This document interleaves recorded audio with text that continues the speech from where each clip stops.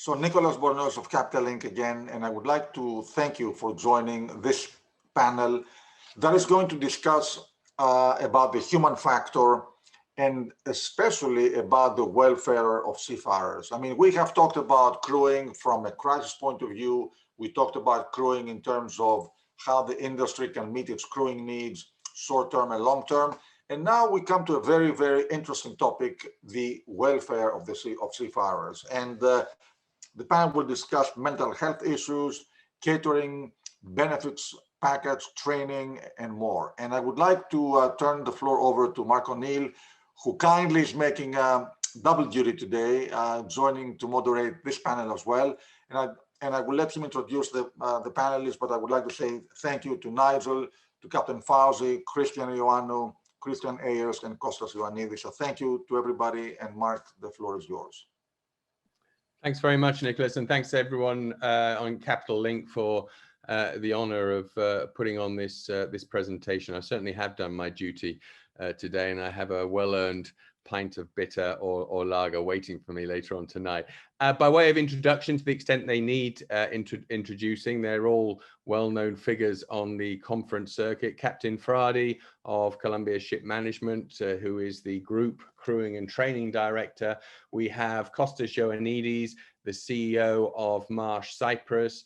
We have Christian Ioannou, who is the founder and CEO of MCTC.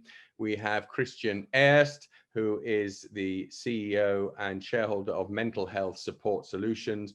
And last but not least, we have Nigel Cleave, who is Senior Advisor of OneLearn Global Limited.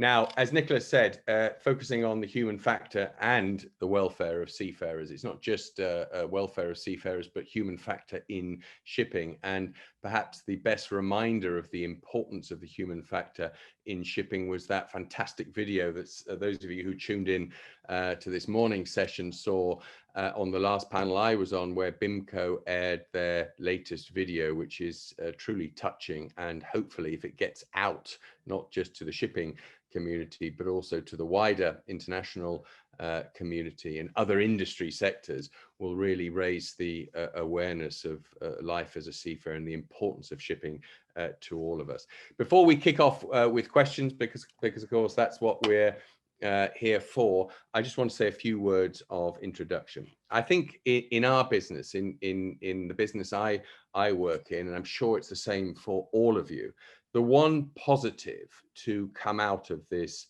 whole COVID crisis, which is still far from over, is the fact that it has taught us of the importance of people, both in our personal lives and in our business lives, and that people matter more than anything else. That's what gets us out of bed in the morning. That's what gets us to work in the morning. That's what gets us home to our loved ones and families in the evening. And the importance of greater and better communication and identification with our people. I think we've all realized that before COVID struck, all of the discussion was about digitalization. It was all about technology. We now realize that technology hasn't got us through this crisis. It is the people who have got us through this crisis. It's the people around us. It's the people in our families. It's our friends. And that technology and digitalization is there not to replace the human factor or the human input, but to enhance it. I think the truism that look after the people and the business will take care of itself has been proven in rafts over this last year and a half. We've also seen a lot of commentary about the need for empathetic leadership, greater need on leaders to appreciate the importance of their people and understand the importance of their people, including seafarers. And on the other side, we see the expectations of our people, our seafarers and our staff ashore have also heightened. They want basic rights and opportunities.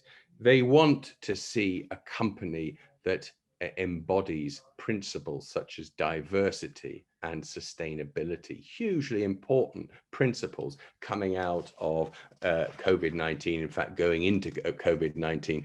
But we've all had a lot of time to focus on how we want to be when we come out. They want to have more of a work-life balance. They want to be appreciated, and most importantly, they want to be seen. It shocked me before COVID when I heard in my capacity with InterManager that many crew on board our vessels just felt invisible. They felt part of an invisible sector, which is of course why we're seeing having so much trouble in getting governments and international bodies to roll out vaccines to seafarers. They want to be seen, and they want to be identified with, and they want us to care. And caring is one of the most important factors to come out of this COVID-19, caring for our people.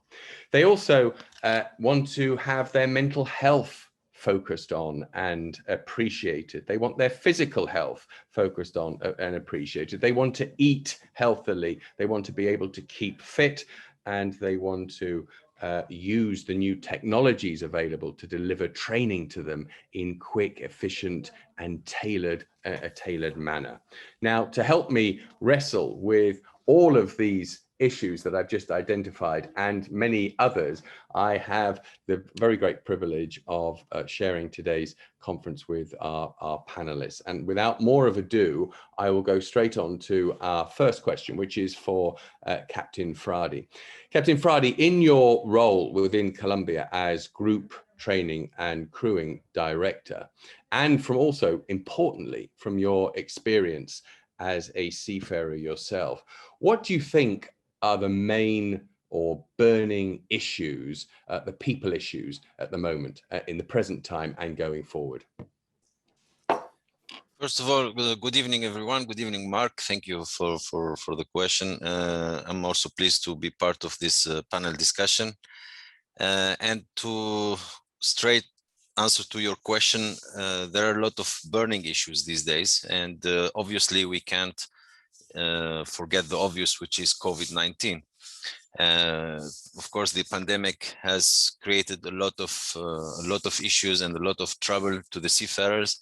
And they were definitely key workers in the front line, and they were one of the most people who have actually sometimes suffered the consequences of all the lockdowns and all the restrictions imposed by various governments and countries about traveling and crew change and shore leave. And all these matters have changed the life of seafarers today. It made the job at sea harder than it actually is. It's never been an easy job working on the ships. Today it's even harder. So I think the most pressing issues are crew change. Definitely, the crew are willing to see better solutions about that. Shore leave, most of the countries would not allow that. Well, even the recommendations on health issues also would not recommend that. Medical care, Mark, we've seen that it's not easy to arrange medical care, to go to visit a doctor, or if there is a need to see a doctor for a seafarer. It's getting harder and harder in many countries. And definitely the well-being. You know, when you are forced sometimes to stay a bit longer on the ship, to make it a bit easier for you, you would like to have things like internet, for example. That's a minimum. And we've seen the crew asking us, do you guys have internet on board? And when we say yes, which is the case in all our fleet, then they accept to join. So that's very important for them to stay in touch with their families, to see their loved ones, and so on. And the last one, just to close on this, from my discussion with a lot of crew members, is the vaccination. So the crew, they want to be vaccinated, they want to be protected, they want to be safe, and they think that vaccination will also help solve the crew change issue. Thanks, Faouzi. And do you see a difference? You're talking there a lot about the crew. I've always been an advocate for not differentiating so much between crew and our staff ashore in the sector, because it is not just our crew who are under huge pressure. It's also our staff within the office. It's a team, and the stresses and strains that we see on board, we're also seeing in our crewing departments. So do you see these same people issues arising ashore as on board? Yeah, absolutely. You're absolutely right here. So the pressure, which is sometimes a bit exaggerated, all the measures are being increased. You know, quarantine periods are going from 14 to 28 days, and we've seen that this kind of trend, and this is creating a lot of frustration sometimes on the people working in the office. You know, the crewing departments, the traveling departments or agencies, the manning agencies. So the whole world of crewing is actually struggling with this, including training as well. Is not as easy as it used to be to arrange trainings these days. So this is a huge and tremendous pressure, and I agree with you, it's a teamwork, and that communication is the key here between shore and sea staff. Thanks, Captain Fradi. Christian Ayerst, Captain Fradi talked about the pressures, medical, mental, on our seafarers and on our staff ashore. Do you see mental health and mental health issues as a long-term problem, or do you see this as a passing fad? And I don't mean when I use the word fad to sort of downplay it, but long-term or short-term, once COVID is over, people will get back to managing or coping better themselves. That's a really interesting question, Mark. I think you know, the first point of that is, where does the shipping industry see itself? Do we see ourselves approaching mental health in a positive sense of the word, in the way the airline industry and the professional sports spaces have taken psychology as something which adds to performance and enhances it? Or are we still at the stage where we see mental health as something which helps and supports when people have problems, but that's as far as it goes? I think from my point of view, mental health issues and the ones we've seen during COVID will always be here, and they will always be ones which we have to deal with. And what COVID has done is really brought those to the fore. So we see a lot of issues which aren't dissimilar to what were happening 10, 20 years ago, but now we're in a position where we're able to deal with those properly through our mental health support. What I might do, if you don't mind, is just reconnect. I understand my connection's a little bit ropey, so maybe if we could come back to that, that would be awesome.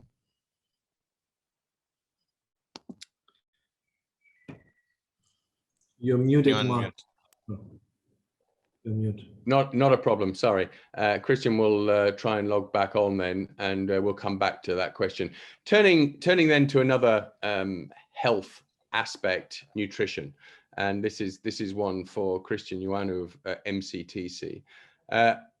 Where has do you think there's been huge development in catering on board? Where have we come from, and where are we going to in the area of maritime catering?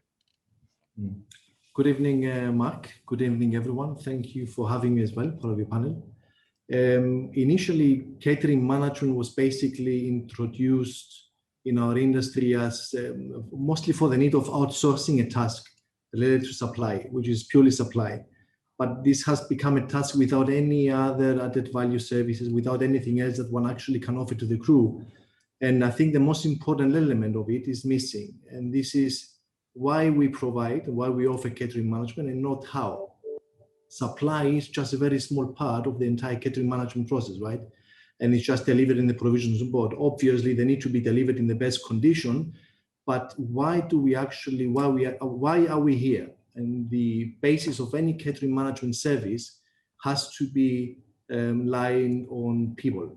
And everybody has the right to be fed properly, to be motivated at all times. You said it yourself, Mark, once this conference will be over, you will have a nice dinner, and you will you earn yourself a nice pint. And this is a pint of mineral water. Yeah, exactly. It's zero alcohol policy where you are. And we're basically, and they've got the right for the same treatment, right? There's nothing else on board the vessel to look forward to rather than having a nice dinner. And when we go and see them on board the vessels, we see now a big change, which is they used to sit, and Captain Faouzi can actually confirm that or give us his feedback. They used to sit maybe in the past for an hour in the mess rooms. They used to socialize with each other. So now they're spending maybe 10, 15 minutes with each other. And then they're all heading into their cabins to connect into the internet and go away. So if food is actually good on board and they're fed properly and they're happy with it, and this is a socializing event as well, then they will be spending as well more time together rather than in the cabins, in the internet. If we look into, and I will close with that, if we look into when we founded MCTC 2012, and we wanted to be one of those to transform the, at least to assist in transforming the industry into a healthier and happier place to be. We were discussing with a lot of our clients or prospects, about healthier living practices on board, to change, to remove all those very convenient stuff. And very often the responses we were getting were negative, like this is shipping, this is supposed to be, and nobody's expecting healthy diets and so on and so forth. If we look into things down the line, 10 years down the line, which is now, at the beginning of the year, we had our health and nutrition conference with Christian and his team at Mental Health Solutions, where we had more than 400 participants discussing with us for the entire 8 hours about health and nutrition. We've got millennials whom we want to have on board the vessels, for them nutrition and healthy living. You've got all vegetarians. It's very, very important not to look into the supply itself, but why do we actually offer catering management? I think it is a case, isn't it, with catering, rubbish in, rubbish out. And we are moving from an industry of pre-prepared meals to more nutritionally balanced, tailored meals. But where do we go? Where do we go in the future? Where does your responsibility stop? For instance, the crew can get all the good nutritional food feeding you can give them on board the vessel. What happens when they go ashore during their leave? And what does MCTC do to be the 365 days a year? That's a very good question, and definitely it's a never-ending story. Education is part of it as well, and training. And one of the things we do, for example, is once they go on board, at home, we continue with education, and we invite even the wives and the seafarers and the kids of the seafarers to our training center in Manila, where we're discussing health and nutrition as well. So it's not just about an assessment being done on board the vessel and that's it. It has to be a 360 degrees, as you said, a continuation of education, support, and so on and so on. And every single vessel has to be considered as its own restaurant with its own clients, its own crew. Menus need to be developed specifically for that vessel. With not one weekly menu for the entire fleet. And all of those elements need to be taken into consideration. I certainly, not blowing your trumpet, but since having MCTC, I think the morale, if ever, from my army days, an army marches on its stomach.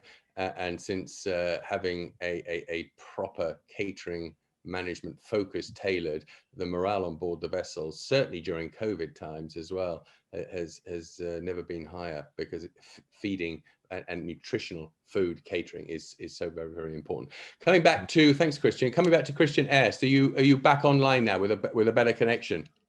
I am, yes. Apologies. The weather in Rotterdam was so sweltering it melted the connection, which I apologise. lucky you. Let's take up. We were talking about mental health. Is it a passing fad? Of course, that's not to belittle the issue, where in particular our crew and our crewing departments are under such extreme pressure. You answered that in part, but proaction or reaction. And you've talked in the past, I've read some of your articles about the need for companies to prepare themselves, to mentally prepare themselves, to enhance their mental resilience on board and ashore. Tell us a bit about that. Well, absolutely. I think proactivity is one of the lessons which is going to come out of the current set of circumstances, in that organisations which do the best are going to be the ones who take a proactive approach, look at themselves, but also listen to their staff and understand the issues they're facing and how they can create a better environment for them to be the best they can, And a lot of that comes from the work, I guess, MHSS is doing. And I think people are starting to realise the value, not just of seeing mental health as a problem solver, but also something which is performance enhancing. And I think before I was cut off, I mentioned other industries such as airlines, where positive psychology is part of, you know, how you train pilots, how you train the staff in that sector to make the best decisions. I guess it comes from sports teams. I mean, all Premier League football teams have psychologists to enhance the resilience of the players and mental fortitude. This is it, right? And, you know, it's a watermark moment for shipping. Do we want to be the industry where we do what we have to do and then we put it back in the box until the next crisis comes?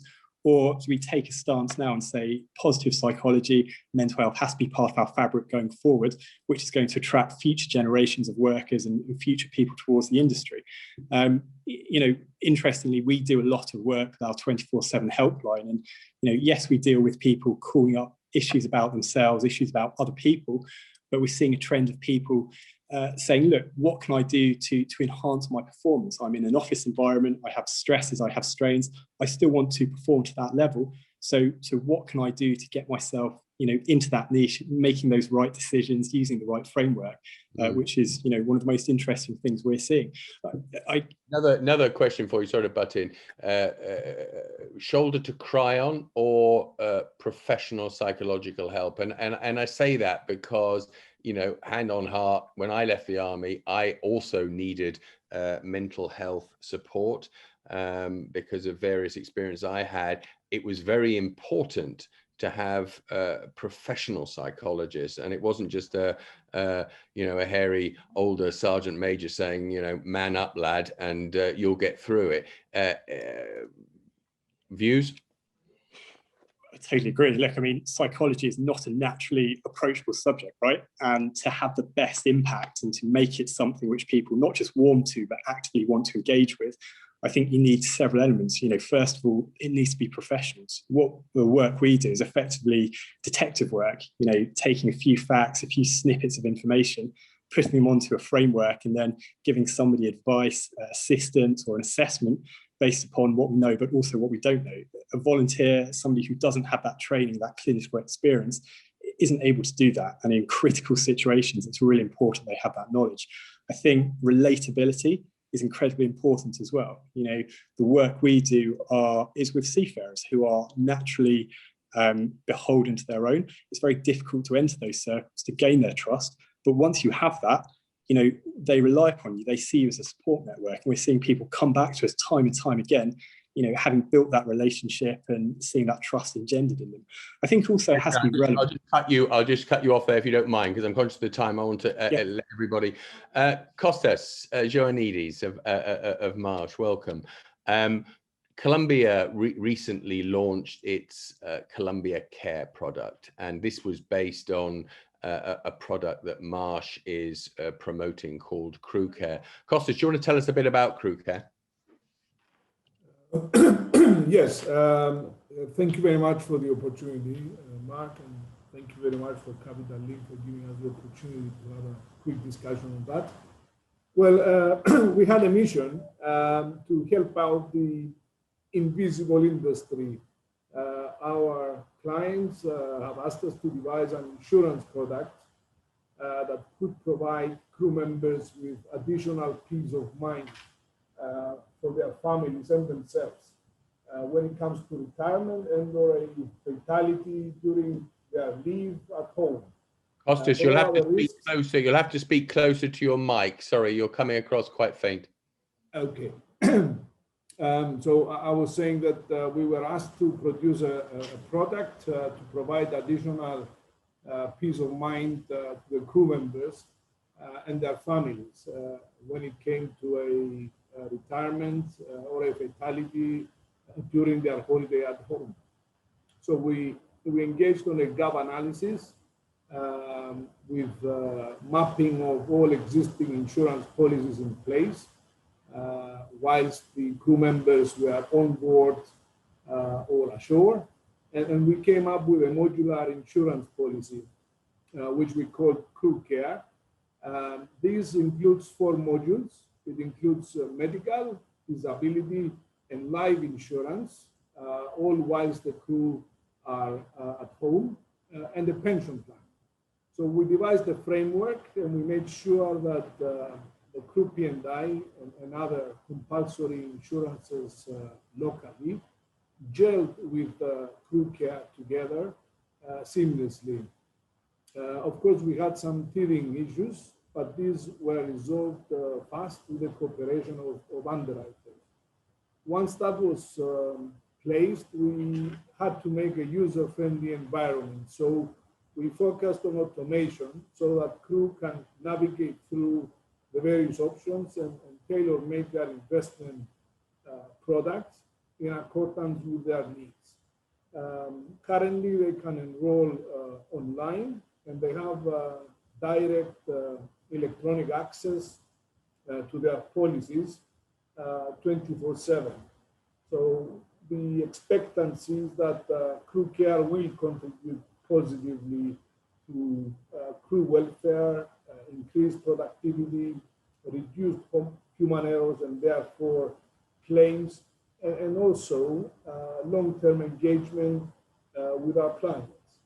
I was going to put you on the spot there, actually, and ask you, as one of the leading insurance brokers, and where shipping businesses are increasingly being asked to foot the bill for this, that, and every other service. Now we have crew care, and we should be ensuring or assisting or subsidizing our crew in this regard.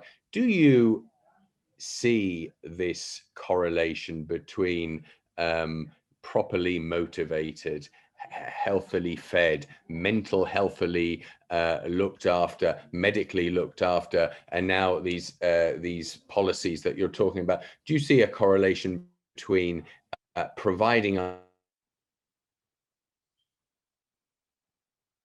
from a logical point of view, you would expect a properly motivated individual to perform better, but does that bear out in the statistics? Well, right. Incentivizing is definitely the name of the game, whether there is a price for it or a benefit for it. But I totally agree with you that since there is clear correlation and a very strong correlation, that more accidents are linked to human error, it is clearly important to improve the quality of life of the world seafarers on board, but also to bring underwriters closer to the operators, so that there is enough incentive for the operators to engage in these practices, with the ultimate aim of reduced claims, which are for the benefit of all the parties concerned. And if there's reduced, Costas, sorry to interrupt, but if there's reduced claims, the claims record is better, therefore that should feed into the reduced premiums by logic, and that should therefore pay for some of the cost of this. And I know we're not there yet, and I'm not asking you to comment on whether we should be there, but at the end of the day, if we see a reduction in claims and improved claims records, we should see the correlation should naturally follow through to reduce premiums and the ability to pay for some of this. Yes, I agree with you, but you know, underwriters are very sensitive to the statement of I need reduced premium, or I can justify myself having to pay less. So yes, maybe, you know, English is not my mother tongue, but how can I put it? Maybe you can state a contingent percentage benefit on insurance against the realistic target of a credit balance on crew-related claims, irrespective of the overall record, because you have to separate various risks and just concentrate on the crew element and make a bet on that. Or maybe you can put it like reduced premium by way of contribution from insurers against the joined up investment in these areas where they have already invested enough to be able to guide through their clients. So, thanks, Costas. Sorry to break you off. I'm conscious that our dear friend Nigel Cleave is waiting to get on. Nigel, good afternoon, and very quickly, tell us about OneLearn Global and why you think it's so important in this context of the human factor. Right, well, human factor and training obviously go hand in hand, and it's so important, imperative, especially in these days where people get a little bit rusty, you know. But we at OneLearn Global have gone for a complete paradigm shift, and we're targeting the Gen Z and the millennials who basically been brought up in a complete digital age. They breathe and live technology, but at the same time they learn differently. They react and live and breathe technology, but they react differently. So what we did, we did a lot of research, and I mentioned a paradigm shift. We've actually reduced the content course to 15 to 20 minutes, because this is what the young generation are basically used to. This is what they like. It's a sort of package of 15, 20 minutes, including an assessment.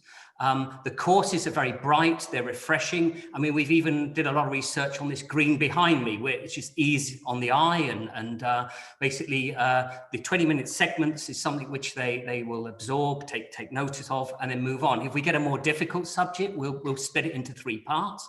But along with that, we've also gone for a very, very powerful LMS, learning management system, where that individual can basically train anytime, anywhere, on multiple devices, and do it at his own pace, etc. You know. Nigel, do you think there's still a place for classroom training? Is OneLearn Global products to complement the classroom training, which I think all of us feel is still once we get to better grips with COVID and we're able to travel again and safely bring people together, classroom training will still be an important part, won't it? Indeed, and attached to our LMS is the virtual classroom. So, you know, that student or that learner doesn't have to be at a specific pace, doesn't have to travel. This saves travel costs and what have you.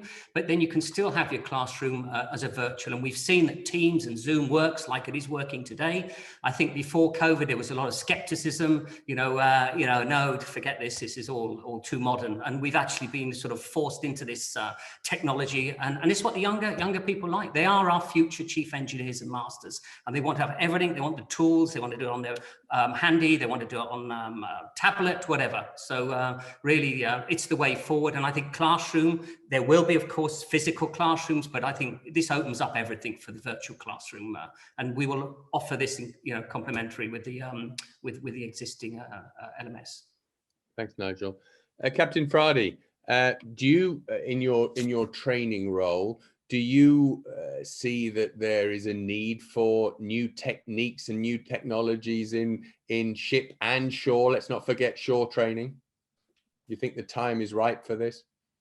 Yeah, definitely, Mark. I think technology has always a place, and I'll just give one example. I was helping my daughter yesterday on chemistry preparation, and what you think you can find in YouTube and the internet is sometimes much more than what you find in the book, which they give them in the class, and that applies to seafarers as well.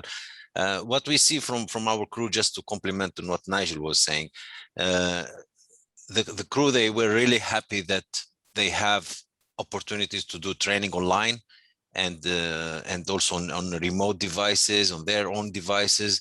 They had to travel in the past thousands of kilometers. Most of our crew sometimes are coming from large countries, or there are no training centers close to them, so they have to fly or to travel. I think that was really, really great, had very positive impact on the crew. Besides, we also noticed that some technical courses, when you do them at your own pace, when you have your own time looking at the content and learning, it's much easier to absorb the content and to be prepared to use this knowledge when you are on board. Same goes on board. I think technologies like virtual reality, augmented reality, HoloLenses, and this kind of technology are really important, and we are in Colombia working really hard to get these new technologies available in the training. Thanks, Captain Fradi. Christian Ayerst, jumping back to mental health. We've all seen and read about very challenging situation in India, and I'm sure Mental Health Support Solutions has had a considerable engagement with seafarers involved in that crisis as it unfurls or unravels. What about the staff ashore? I mean, you know, we sorry to keep banging on about this, but I think the industry does forget all too often about the staff ashore and that it is one team. Are you also seeing staff ashore in crewing departments, technical departments reaching out to you for support too, where they're being pushed to limits and the limits of their endurance through this crisis in India, but also throughout COVID? Absolutely. I think in many ways the guys on shore are the forgotten heroes here as well. They've been handling the crisis for the past 18 months, handling a lot of issues coming in from shore, but their world's been turned upside down repeatedly, new working patterns, new working styles. And I think what's happened recently with India has seen a huge increase in the volume of calls coming to us, but also the calls for training on how to handle returns to office, how to handle resilience within an office space. And again, calls from people saying, this turmoil is going to be part of my life, post-COVID. How do I continue to perform at that level, continue to make sure that what I'm doing is to the best of my abilities? So absolutely, we've seen an uptick, but we've seen people, reaching out who don't have a direct relationship to India on issues such as, how can I trust news? I think the India situation went from 0 to 100 in a couple of days. People are questioning if they're being fed the right news and the right information. And especially as people are returning to work or, measures are put in place to facilitate that, this is going to become a huge issue. And there really needs to be a focus now on how we facilitate that, how we make that happen, and how we make people in an office environment feel comfortable and we create that safe space for them to work effectively. Thanks, Christian. Over to the other Christian. There's too many Christians on this panel. We've talked about the importance of good quality, fresh, nutritional food and food supply and catering. But of course, catering management is so much more than that. It's also about training. It's also about education. It's about ensuring that the cooks on board are properly trained to prepare that food and deliver it in a healthy way. Tell us about your training and the importance of training for your catering management model. Yes, well, nothing, whatever we've been discussing today has any value if we don't implement it and put it into practice, right? So education and training is obviously extremely important. And this is how MCTC started, to be honest, where we're going to supply later on. So we started from training, supporting, consulting them as well, career development, the whole thing. And what we have as well noticed is that there is a demand for it as well. But of course, there are cost involvements as well. This is why we have also decided a couple of years ago that we offer the entire catering competency development program for our clients free of charge, because we don't want anybody to miss out on educating the catering staff on board the vessel. When we say catering competency development, we are touching every element that includes training, education, motivation, support, communication, consultancy from it's our certified course, which we do while you're on board the vessel. This is the most, I would say, efficient one, certified by the Department of Information Shipping as well and Lloyd's Register, but we're communicating with them on a weekly basis. So imagine being a cook on board the vessel and you've got a team of experts ashore who are looking into what you're cooking on a particular day, and they're consulting you and they're motivating you to do something different by knowing as well the ingredients are available on board the vessel. Then we're looking into physical visits on board, our training center in the Philippines, where we're doing trainings in India, webinars, standardization phases, processes, setting up the entire department of catering. Again, the wives and the kids of the seafarers. So education is a never-ending story. And if you allow me as well to touch base to a question that came in as well that is related to what I'm saying about how do we address the weekly menus on board the vessels for multi-international crews. This is very correct. Like I said before, every vessel has to be considered as its own restaurant with its own clients. So we develop indeed menus that are reflecting to the various nationalities on board, but always with the same basis of ingredients. For example, if there's chicken whole. We urgent to get chicken whole, for example, to be ordered. Then we know that chicken breast will be maybe utilized or cooked for the Europeans, and the chicken legs and the thighs for the Filipinos, and so on and so forth. And by doing that, they optimize the cost on board the vessel, but at the same time, they're addressing every cultural need and nutritional need on board the vessel. So Thanks. yes, I'm conscious of time. Sorry, Nigel. I need Nigel to earn his keep here on the panel. Nigel, technology. I talked about technology, and Christian's obviously well ahead of me because he can actually see the questions coming in, and I can't.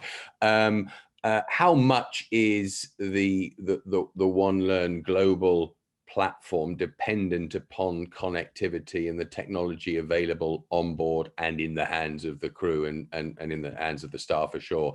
You know, we've seen at Colombia, the crew now demand free and unlimited Wi-Fi. It's not even not even a luxury, it's an expectation. Is that enough? And how much is your product dependent on vessels having that connectivity? Thanks, Mark. It's a good question. I mean, technology is here to stay, no doubt about it.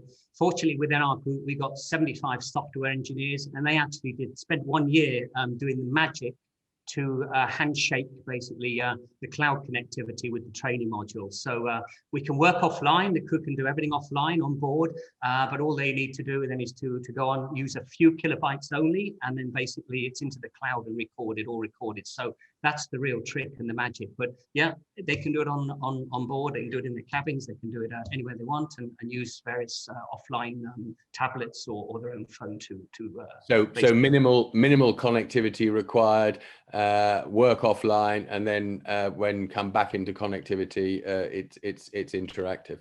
That's right. What's very interesting now, what we are seeing, a lot of owners now and managers, they're asking, we want our crew to do this training before they go on board now. So this is very interesting, a bit of a shift again in the whole thing. So they have, each seafarer has his dashboard, he knows what he's got to do, when he's got to do it, basically. He does that, goes on board, and then basically the pressure's off a little bit for, you know, you must do this and you can only do it because you're on board. So as long as they've got internet connection, away they go. Really, really good now. Thanks, Nigel. And last, I'm conscious of the time, Captain Fradi, you know, does a bit of a cynical question, and it's not to suggest that I believe in the question I'm asking. Does all of this matter? Does the crew really appreciate everything that the employer does for the crew? We've talked about food, we've talked about mental health, we've talked about health and fitness and medical and training and crew care from Marsh. Does this actually influence the crew in deciding on a particular employer or staying with a particular employer, or is the dash for cash all important? Well, to start with the answer, cash is always nice to have. I can't argue with that, but it's not everything, for sure. Definitely, the companies like us, like in Colombia or others, we are within the market. Sometimes we are at the top, sometimes in the average. But generally, from what I see, and I think you are aware about our latest initiative, which is called Crew Matters. It's a magazine which basically is a newsletter where all our crew are actually contributing to it. So it's not written by shore staff, by office staff, it's all articles written by the crew. And you can see the enthusiasm, the volume of enthusiasm, the happiness which is coming from the ships. The crew, they are loyal, and companies have to be loyal. And Mark, by delivering all this matters. Yes, MCTC, what Christian is doing really matters. What Christian in mental health support solutions is doing is also matters. OneLearn matters. All these services, Marsh, or what the colleagues here were talking about is really matters. There are a lot more we can do, for sure, but I don't know if we have time, but for sure we can do still a lot more than that. I think human resource management data from other industry sectors suggests that pay is pretty low down on employees' priority when it comes to decisions on employers and staying with employers. We think that's the same in shipping, both on board our vessels and ashore. Well, pay matters, Mark. To be honest, pay matters, of course, for the crew. And we have, I mean, luckily, in the size of our company, we don't have these issues. But definitely, the crew will not go for rusty ships and cheap salaries, and definitely that would not be attractive for them. But in our size, in our position as Colombia, we do not have that issue, and the crew, they stay with us. There's not too much to compete with. So between the ship managers and the ship owners, the best thing to compete with is the condition of your vessel, that you pay your crew on time, and that you care about them. And this is what we do.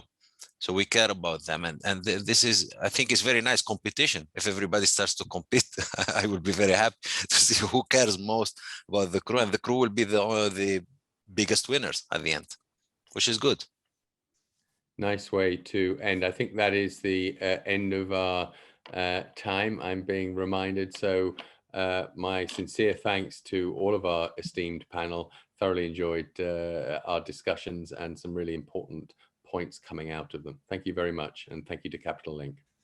Thank you from me as well for a great panel. Thank you. Thank you. Take care.